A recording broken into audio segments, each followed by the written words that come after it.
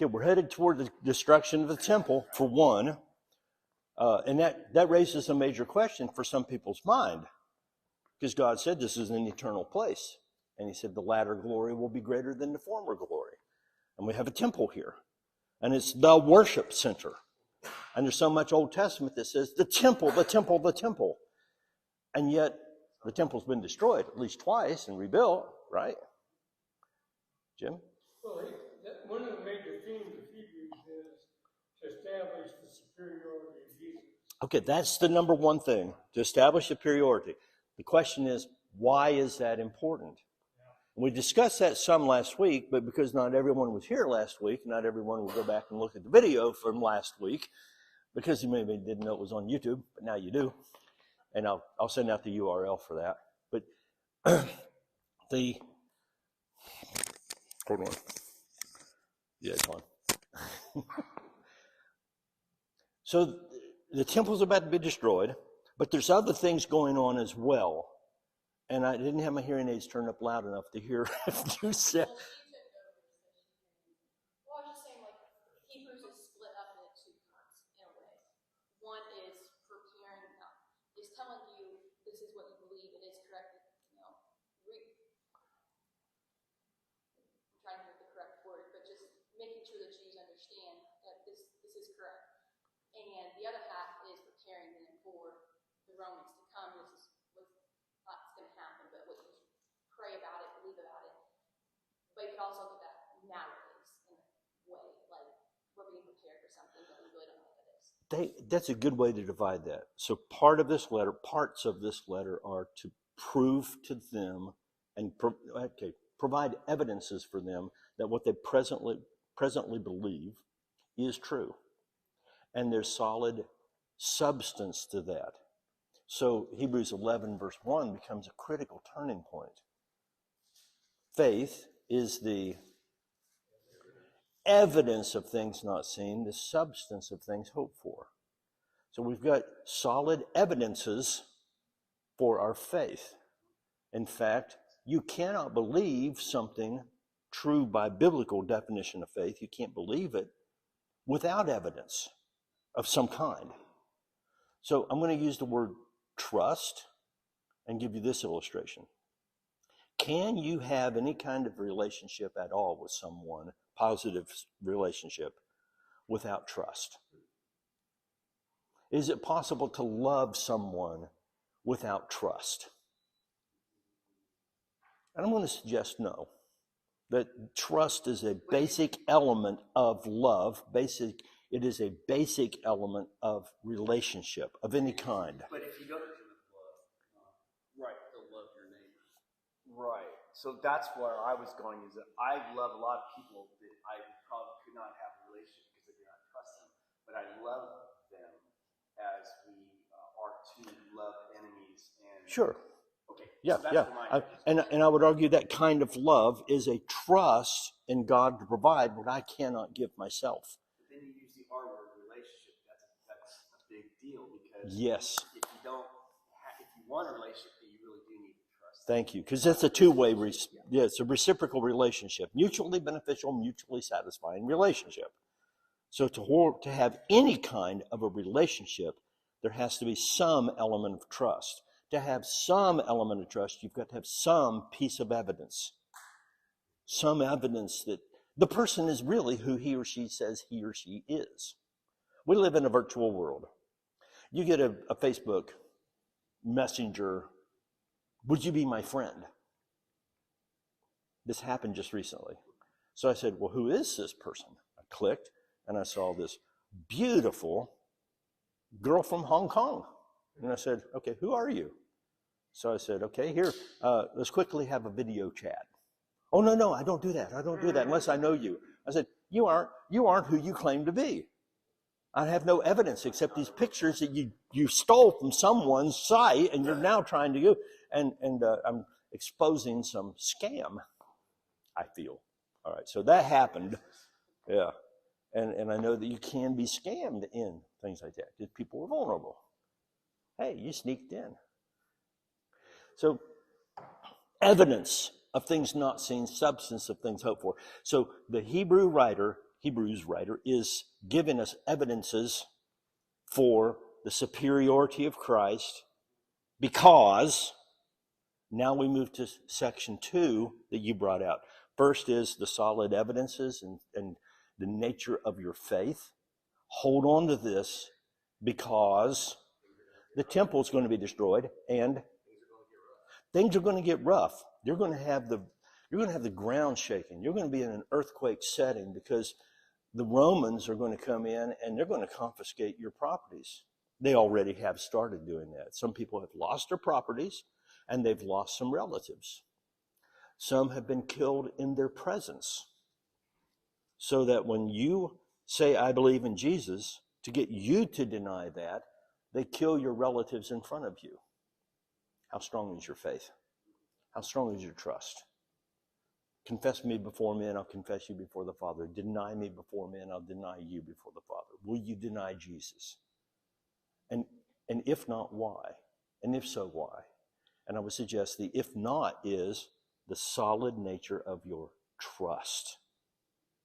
That what you have is far greater than anything else, anyone can offer. Are we together on that point? So in that, thank you for dividing that up into two, because one is the evidences for and the reasoning of. Now, if we take this Hebrew letter and lay it side by side with Acts chapter 6 and 7, with the defense of Stephen, who is brought before the Sanhedrin and the Jewish people, for what reason? They said, he is rejecting Moses and the law, and he has spoken against the temple. Well, blasphemy. They were saying it was blasphemous. Absolutely, because of those things. It is blasphemous. Well, if you take his basic message to them, it is very similar to the letter of Hebrews laid out, especially with respect to the tabernacle and all that was there. Any questions or comments or aha moments? I saw some aha eyeballs, by the way. Oh, yeah. Yeah. It was just interesting that with Stephen, he went right to their history, what they knew, and said, look, this is our history, this is what we know. You know, God spoke to Abraham and Yep. on. And over in Hebrews, he does the same thing. He says, look, in the past, this is what God did. Yep. We know this because this is our history. We know this. And who are the major characters of the history in Israel? Who is the number one major character in the history of Israel? Okay, Abraham is, but Moses is. I want to step even bit in front of that. Yes. So he refers to God. Let's look at what God said about, and what kind of name did he give this one, his son. He gave the title Son. To which of the angels did he ever turn to and say, Son? But to this one he called Son. In fact, there's a passage that he quotes in the Old Testament, what we call the Old Testament. You are my son. Today I have begotten you. There is a begottenness to the Son. I assume from that before that, he's God, and now he's become Son. In the incarnation process, he has now emptied himself and taken the Son position, and God, who has remained God here and not God here, is now Father, which leaves the third character of the Godhead to be Spirit. Now we have titles, and with the titles we see functions. Are they limited to those things? No, because we had the fullness of God and the fullness of God and the fullness of God. And they're as limited as you have the fullness of God is limited. Does that make sense too? Yes. So my eyes Yes. were also the amount of repetition. What kind of repetition? Well, What do you see? You've been reading Hebrews recently, you said? I have been listening. Listening to Hebrews on audio, which is my challenge to all of you. Listen to it on audio, read it out loud, and you get a different feel. In the first century, when they received the letter, They got the congregation of people together and they read the letter aloud because not everyone could have a scroll. Then they might have made personal copies, the ones who could read, and then they scattered or spread those around. And you want to say, So when I say repetition, I don't mean exact. It's just that the inference is constant. Melchizedek, I mean, how many times can you hear that name and what that must have meant to them in the priesthood? Melchizedek, Salem, peace, that sort of thing. yes, And the whole didn't have a beginning, didn't have an end. I mean, the inference of that is huge in my view. But my point is that even within 13 chapters, there's a consistent, like sometimes when I speak, I will re-reference what I've already said in a conversation so that I know that I've said it 2 or 3 times so that people have a chance to truly understand. And then coming to the whole, these people were still on milk in regards to their faith or what they understood to keep their faith, and that they needed more than that and to grow. yes. And so those are my eyes. They need the nourishment of the meat of God. They need to move on beyond. And there's some elements of that we're going to have to look at, because I don't know there's a blanket statement you can make to the entire church that's listening to this and saying, you're all babies. Maybe not. Maybe some are mature and some are leaders. But many times you make general statements amidst the crowd so that, I mean, I don't even have to finish that for anybody who manages people. Exactly. You always have to include everyone, and you're really talking about a few. Well, let me ask you this.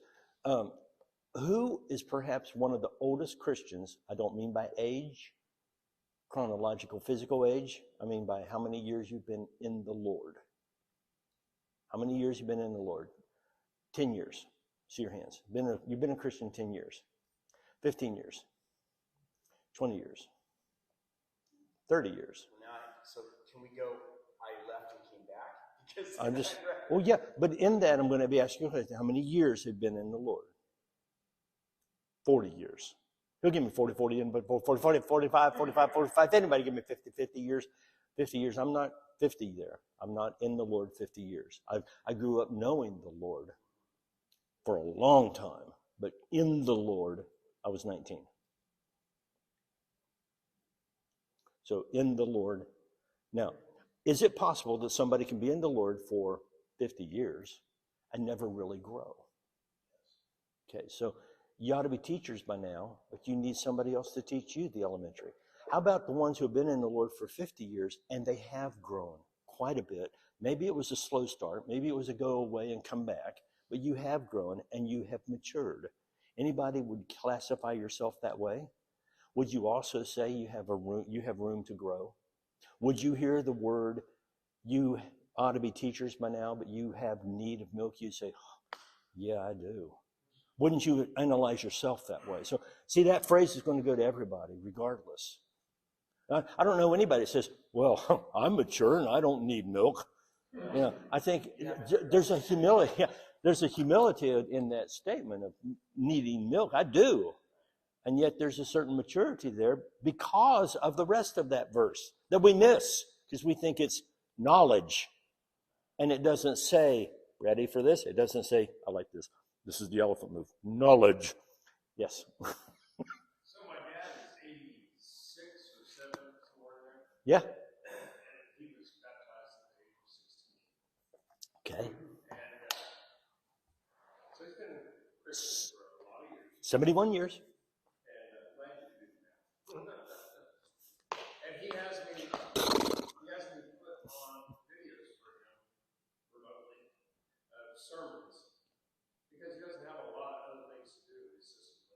Yeah. And constantly he's commenting to me, man, I wish I would have seen all of these years ago. See, and that's that constant feeding of the soul that produces, but then there comes the application stage that actually helps you mature to discern good from evil. And that's the rest of the verse. But no. I don't need it anymore. Oh, I can remember Papa Sykes. We used to go singing every Wednesday night to different homes, different houses. People were shut in. Papa Sykes was pretty much shut in. I said, we all called him Papa Sykes. He was 95 years old. He sat in his large chair. He had a light over his shoulder, magnifying glass, large print Bible. We're walking into his home to sing, group of college students. My father-in-law, who's been teaching Bible academically for 32, 33 years. And Papa Sykes would see Steve come in and he said, Steve, come here. I found something new today in Scripture. I want to show you. And I thought, here's a guy in his 90s who's still digging into the Word, discovering new things where there's gems and gold and silver in that for the ones who are tooled to pull out. You can stay surface and you'll still be in a relationship with the Lord.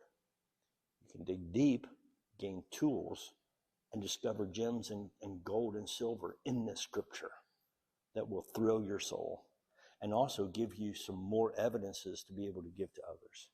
Sir. Well, it's not really something we can do today because we're technological these days, and most of us have got Bibles on our phones and such like. Yes. But the congregation in Illinois that I was in, it just hit me one day as I was helping on the Lord's table. Yeah. Just kind of, as things were going back and forth, there was an older black gentleman in the congregation named, we just knew him as Brother Marshall. Yeah. And at one point, I think he'd been a minister down south, and he had one of those deep voices I could just listen to read the phone book. Yes. And he was looking at his Bible as we were, passing things.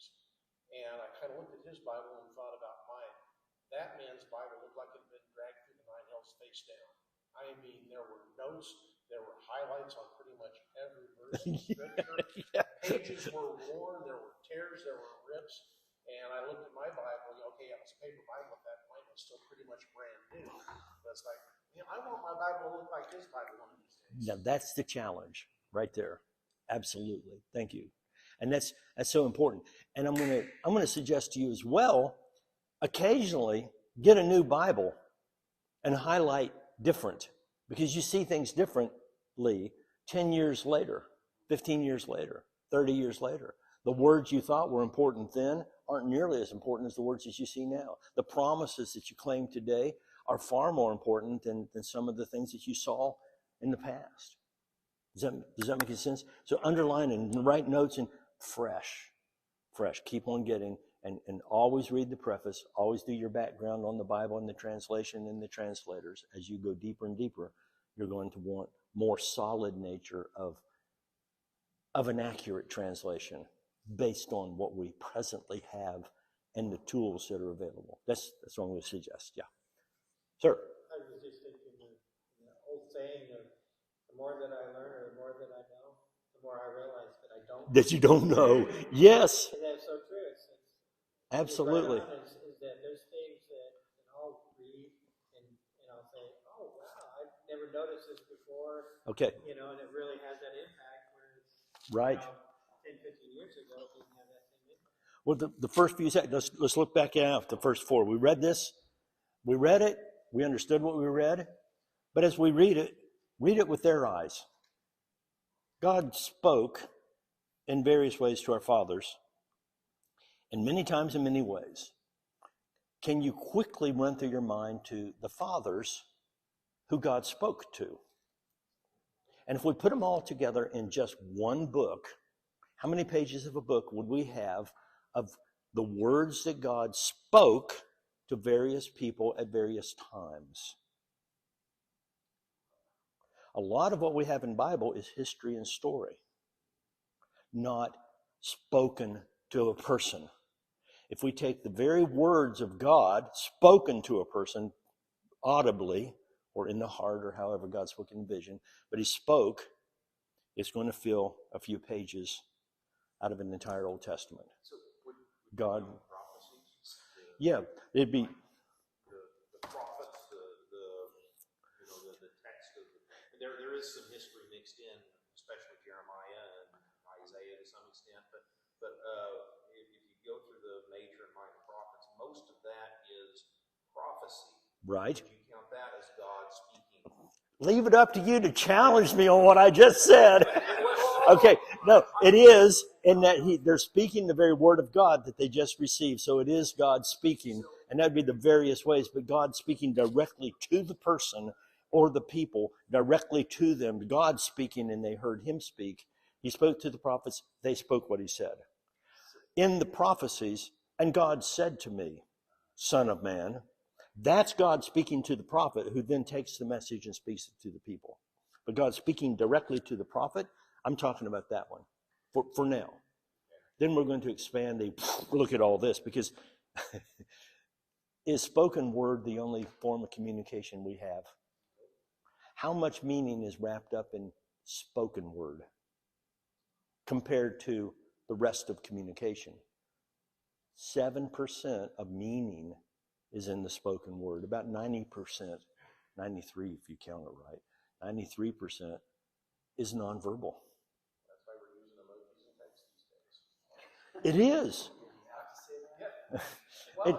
That's part of the reason why. It's more than just cuteness. It is.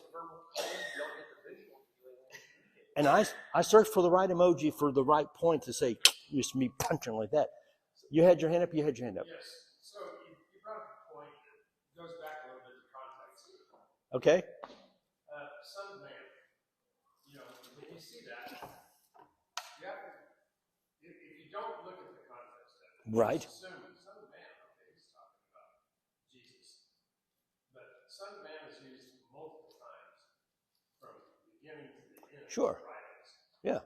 And so for you to make the assumption without the context of who he's talking to, this is why, and I know we've covered this in previous classes, but this is why context is so It is the multiple contexts of it all. Yeah. So we have to look at the whole variety of contexts and which ones are going to be privileged above others. And if I hear the rod of the first century coming back to what you just said, sons and son, and he gave the name son to which of the angels did he call son? Do I have a rebuttal for that from somebody who says, well, wait a minute, didn't God call angels sons? Sons of God. Where? Where does he say it? Where does he call angels sons? Okay, it could be the sons of God referring to angels. It doesn't say that in Genesis 6, but if that's the interpretation, and I'm going to assume that those are angels that chose to leave, that Jude is referring to and 2 Peter is referring to. But I think there's another where God himself is revealing them as sons. Job, talking about the angels coming in the presence of God, and the sons of God came in. And Satan was one of them. Son? And so I've got, wait a minute, is Satan the son of God? Are the Mormons right? Jesus is the firstborn son and Lucifer is the second-born son? Is that they're sons of God? Because this says to which of the angels did he call son? And yet Job says son, but not begotten son, not son in that sense, but rather sons in the categorical Hebrew. He calls all creation, all people, he calls his children. Are we? Not by flesh and blood, but by the will of God. And John chapter 1 says there are those who are children of God because they've received who Jesus is, and those who are not children of God. There are people who are children of God in the sense that he created them, but not children of God in the sense that they've been born into his family anew or adopted. So, okay, so back to this, sons. I look at this and my skeptical person says, well, what about the angels being called sons? We have to deal with that, but he deals with this way. He said, my son, you are my son. Today I have begotten you. Specifically, he refers to this one as son. That's verse 5. He pulls it out of, where is that, by the way? 2:7. So my question for you, or my challenge for you last time was, as you're reading through first chapter and you see Psalm 2, go back and read the entire Psalm, the second Psalm, read it over and over and see the richness of that and why that one phrase is pulled out. It's not pulled out of its context. There's a richness to Psalm 2 and the Messiah nature of the Messianic nature of that Psalm. Yes, sir. One thing I noticed in doing that, and maybe you were going to address this, but the prophetic nature of these quotes Yes. is secondary. Right. It's a secondary meaning of the psalm. The primary in each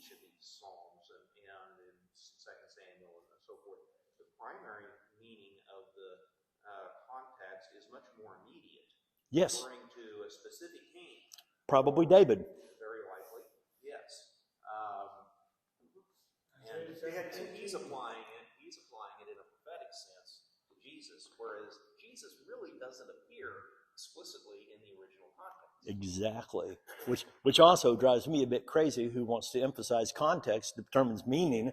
And then I find this, well, he just took that out of its total context and applies it to Jesus. What gives him? And I assume the Spirit of God who wrote this also now is writing this, and he's applying it to Jesus, and so it makes sense. I think it's also the case that the church had come to realize, in fact, I'm going to go back even before the church. In many cases, the Jewish people had come to realize some of these, maybe not all of them, Yes. were prophetic, were speaking of a Messiah who was to come. And with the coming of Jesus, the church saw the fulfillment of many of these in Jesus. Mm-hmm. And he's probably just relying on that. These are Christians, after all, that he's talking to. Excellent That's point. another part of the context. Yes, back in Psalms. I mean, of the context of Hebrews, he's writing to Christians. Right. They understand, They weren't, yeah, got it. They understand how these scriptures are being used. Excellent point. So I want to dive, go ahead. Go ahead. Okay, I want to dive into, just wrap it up because we're getting ready to go, which we had more time. In these last days, he has spoken. The perfect tense of the verb, as I did a little bit more research this last week, the perfect tense of the verb is a completed action in the past that has a present effect. So that whichever way you move, as you keep moving into the future, this is a reality that has happened. It's completed. It is perfected in that sense. A perfect isn't, well, that's perfect without any flaw. It's perfect as in there's nothing else. It's complete. It is absolutely, say that, it's absolutely complete. So he has spoken. That is, the complete revelation of who God is to people is in Jesus. Verbal, nonverbal. Spoken is more than just word. Spoken is all communication. He spoke in various times in various places, and you can put those puzzle pieces together and say, oh, look at that. I didn't realize. Have you ever seen a presentation where somebody's painting while the fellow's speaking? And it ends up being, it was just, and you're saying, what on earth? And then suddenly there's Jesus' face. And it's like, wow, I'm studying through from Genesis 1 to Malachi 4, and I say, what are all these pieces? My grandfather-in-law, who grew up in Latvia, Russia, as an Orthodox Jew, when he was given the book of Matthew in Hebrew, he said, suddenly I saw things in the old, what he now calls the old covenant. Well, not now. Well, yeah, now, because he's still alive. He has passed, but he's alive. He says, I saw Jesus. It was like somebody had given me a key and unlocked, answered every question I had. Who is the let us make man in our image? Why is Elohim plural and the very first word of the Bible? The first phrase of the Bible, in the beginning, Elohim, plural. And yet later it's El, singular. How can he be singular and plural? Who's he talking to who's also God? Let us make man in our image. Now I see Jesus is the creator.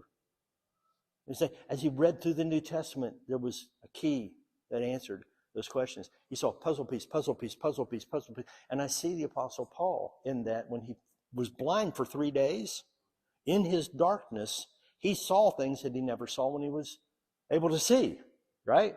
And so suddenly he's able to put these disparate pieces of puzzle together and says, I'll be a bird dog. That is Jesus. I didn't see him. How could I can hear him say, how could I have been so blind? And there are dependencies on all of that knowledge too.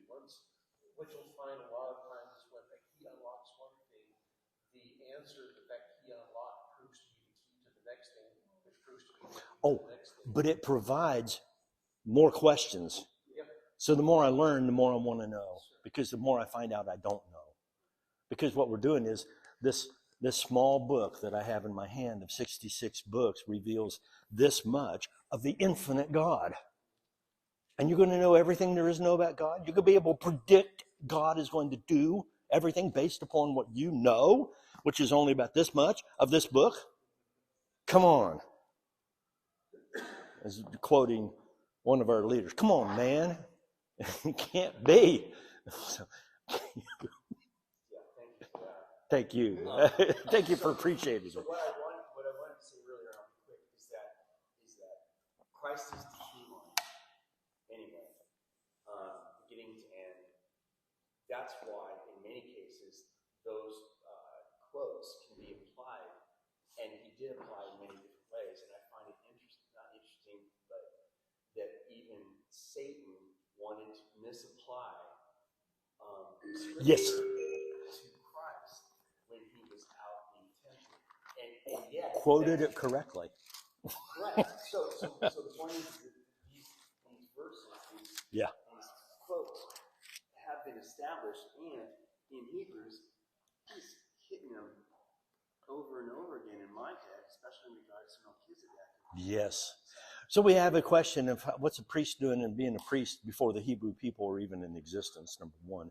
But number two, what gives Jesus the right to offer a sacrifice for purification of sins? What gives him the right to sit down? What gives him the right to be sitting down at the right hand of the majesty on high? What gives Jesus the rights to do all of these things? And okay, but we're not there yet. We're in the introduction of the letter of the sermon. You're right, because we've read the conclusion. We know the end of Revelation. He won, we win. Right? That's it. That's the message of Revelation. He won, we win. Stay true. So the Hebrew writer is saying exactly the same thing. He won, we win. Stay true. Don't give up. Has it been worthwhile being here today? Okay, so Lord, give us the wisdom and the courage to apply what we've been learning. Please. You need an amen with that? Say it.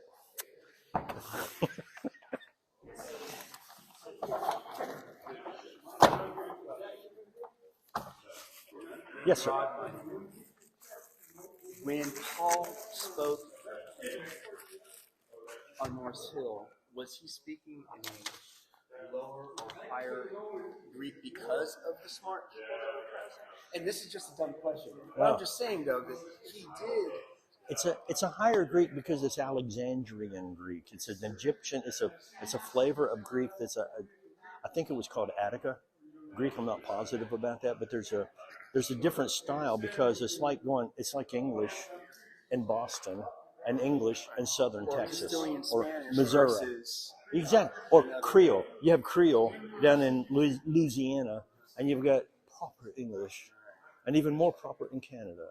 Because they didn't try. He clearly spoke to them, and these were all the minds, right? Yes. So yes. But I don't know about that. I have to look back and see. I'm not sure that because Luke is going to quote in a way that makes sense to his readers. Okay. But the Hebrew writer is, that's a good question. Prayer, welcome, and then song. Prayer, welcome, song. That's it. Okay. Yeah, you've been told. I've been told. Yeah. Yeah, so it's song, prayer, welcome, and song. Okay. All right. You're doing it today. Back in the saddle. All right.